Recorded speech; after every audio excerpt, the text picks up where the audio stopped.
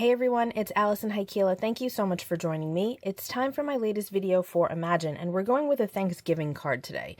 Now, you could change out Thanksgiving to just be thankful or thank you, but since we're going with more autumnal colors, we're going to go with Thanksgiving, but you can change out the palette to make it work for you and make it a springtime thank you card, whatever you'd like.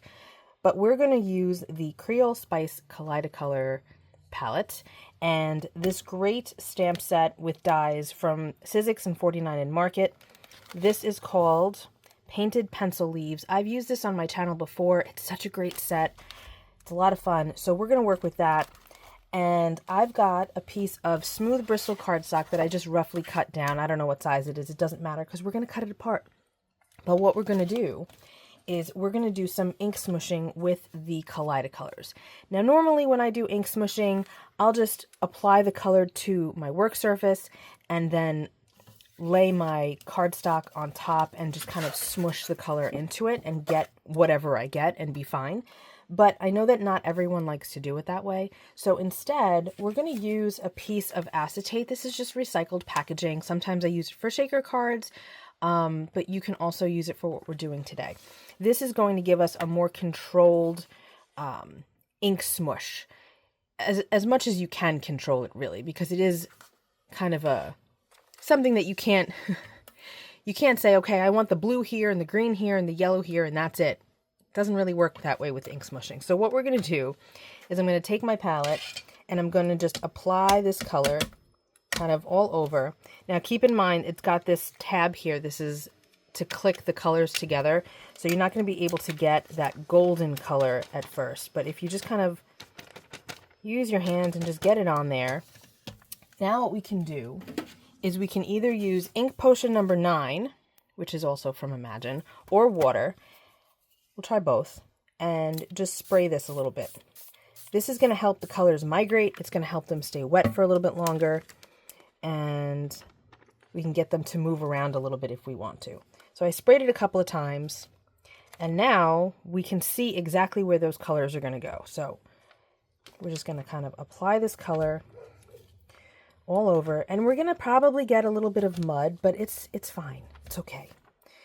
I made it such a big piece of paper so that this way we can control where we stamp, even if we can't control our colors completely.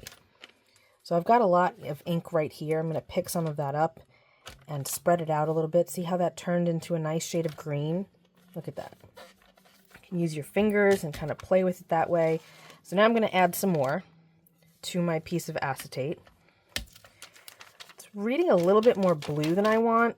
I really want these kind of golden colors in here. So I'm going to work on just using those. Maybe we'll wipe this off, actually. Got a lot of blue happening. We don't need quite so much. There we go. So that's another thing about using the acetate. You can control what colors you're working with if you're doing the Kaleidacolor and you've got a palette of, 5 colors here. Okay. Apply this like that. Definitely want some more of this color all over. That's getting somewhere. All right.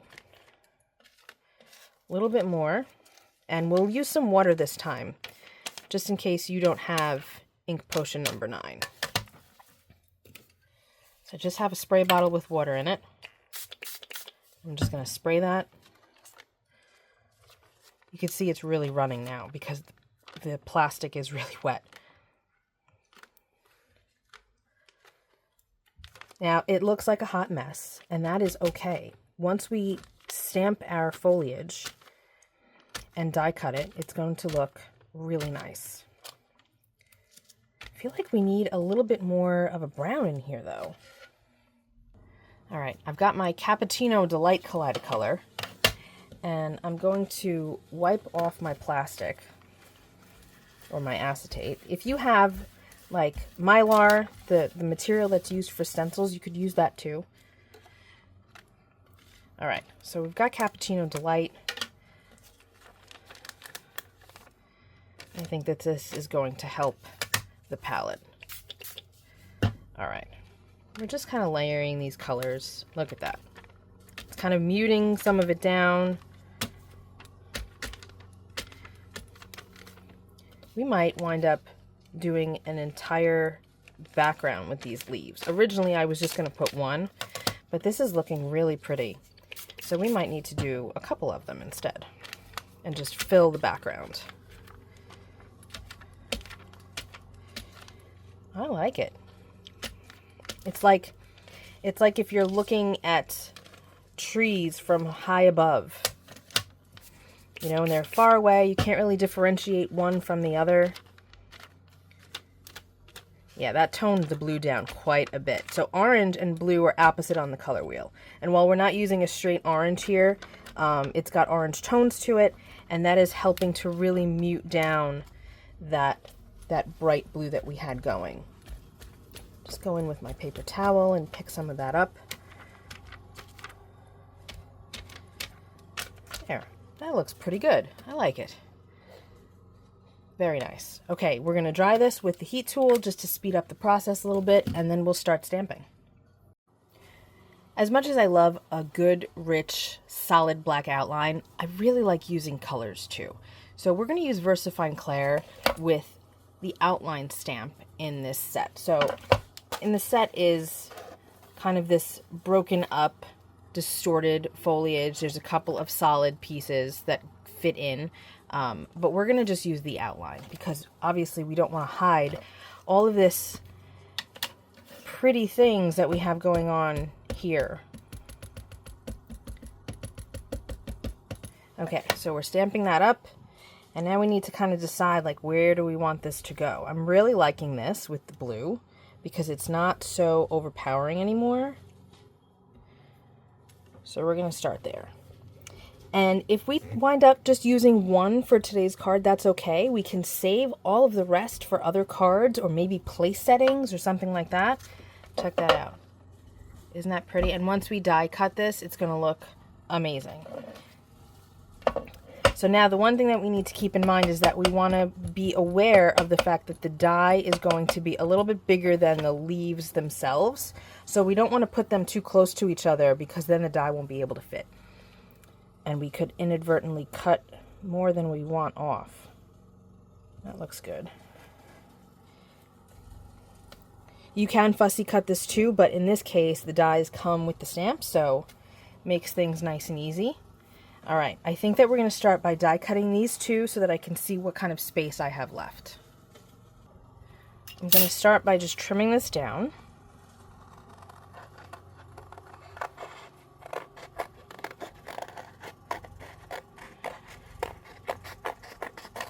Okay, and then I'm going to separate these. And I've got my die here, and this is a little close to the edge, but I'm really not worried about it. It's fine. If we have that piece going off the edge of our card, that is okay. I'm going to just line this up as best as we can. Got some low-tack tape here. That looks okay. And this is a really forgiving stamp and die set where if it's a little off, it doesn't look bad. Okay, I'm going to die cut this and this piece, and we'll be right back. I was able to get 4 of these foliage bundles or bunches out of the one piece that we made, and just look at how pretty they are. And I love how close those dies cut.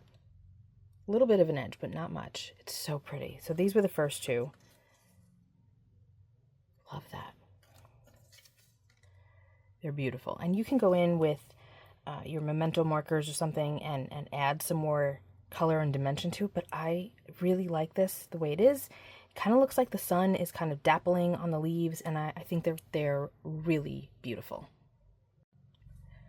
What I'm thinking is that we're going to use these foliage bunches and we're going to put them all over the background of the card, but I really think that it needs more than just that. It needs a little bit of depth. Some more interest happening. So what I decided, first of all, this is an ivory cardstock. It's not a stark white. I didn't want to use stark white. I needed something a little bit warmer, so that's why I went with this. But I have the messy Harlequin stencil from A Colorful Life Designs. It doesn't need to be a stencil. If you have a background stamp that's linear or something, or maybe a scripty type of background, stencil, stamp, whatever, that could work too, but I really think that we need something happening back there, and this is going to be interesting because it's not perfect, it's messy, hence messy Harlequin. So it has more of an organic feel, but it's also sort of geometric, so I think that organics and geometrics always look good together. So that's what we're going to do. I am going to take the Creole Spice Kaleidacolor, and we're going to use that to get this going. So first I need to attach my paper to my work surface here. And then we're going to put this down like that. Whoops. As I throw things all over the place. Okay. That's not sticking well. All right. Got some washi tape here. That could be better. I think that there's still some ink potion number 9 on my surface, and that could be the problem. All right. I've got a couple of blending brushes. You can use sponge daubers if you want to. I find it a little bit easier for what we're going to do here to use the brushes over the daubers because I want to have kind of a smooth blend happening. I'm just dipping into this second color that's in the Creole Spice, and I'm going to apply it here and there. Not all the same depth of color. Some areas will be darker, some will be lighter. And then I'm going to dip into the green. And just kind of work that out. And I don't mind if some of it is almost non-existent. That's fine.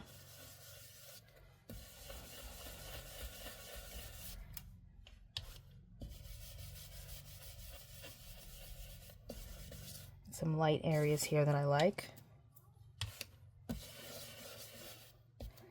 There we go. Take a peek. Very cool. I like that. All right, we can remove the stencil. And now we can take a look at how this is with the foliage. See? Just gives it some more interest. That's fun.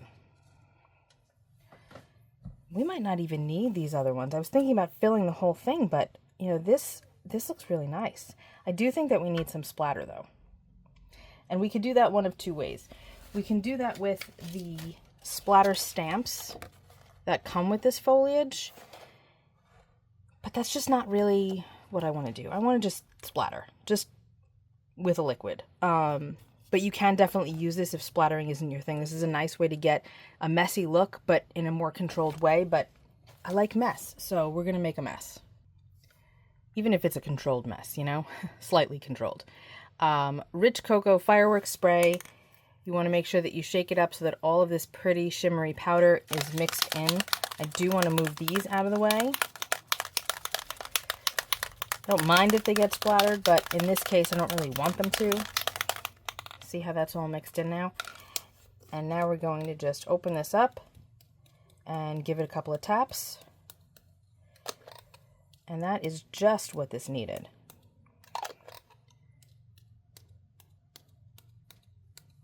Perfect. I'll lift this up and show you how shimmery it is. Look at that. So pretty. And it if you have big areas that don't have shine at first, once it dries down, it gets really shiny. So pretty. Okay.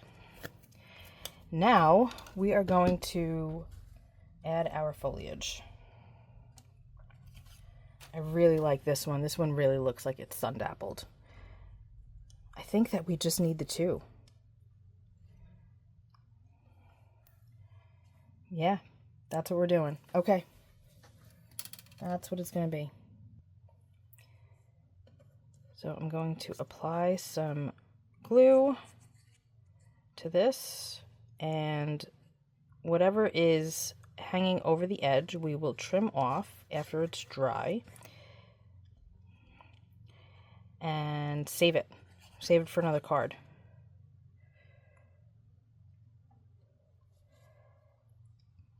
Even these small pieces, because if we were going to fill it, this piece here could easily just tuck in right here and fill that space up, but I really like having it like this, and then we'll just put a sentiment on top. We're going to trim these off.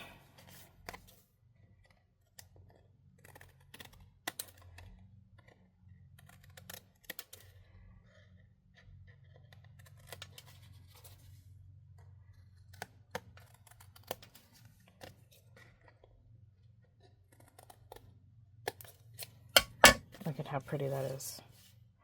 And then I have this simple thank you. This is from Pinkfresh Studios. I don't know if this set is available any longer, but I did stamp it with Shady Lane. Use whatever you've got, guys. And I think that that's going to go right there. Yeah, I don't really like it up there. If you want to, you can die cut this a few times or use foam tape to pop this up, but I think keeping it nice and flat is just fine. I've got a piece of brown cardstock that we're going to use for our base. Look at how striking that is. So it's not as Thanksgiving as I was kind of anticipating it was going to be at the beginning of the video, but you know what? I think it's beautiful. I think it's beautiful, and anyone that you send this to, no matter the time of year, is going to really like it. And it didn't take long. A couple of Kaleidacolor inks. Just need a little bit of glue on this leaf here. Some ink smushing, a little splatter here and there, and you've got a really beautiful card. Oh, and don't forget the stenciling in the background. Look at how pretty that is. Really a very fast card to make, and we've got foliage for another card if we wanted to. So that's it for me today. Thank you so much for hanging out. I hope that you learned a couple of things. I hope that you give these techniques a try, and I will see you all very soon. Thanks so much. Have a great day. Be well, stay safe. Peace out.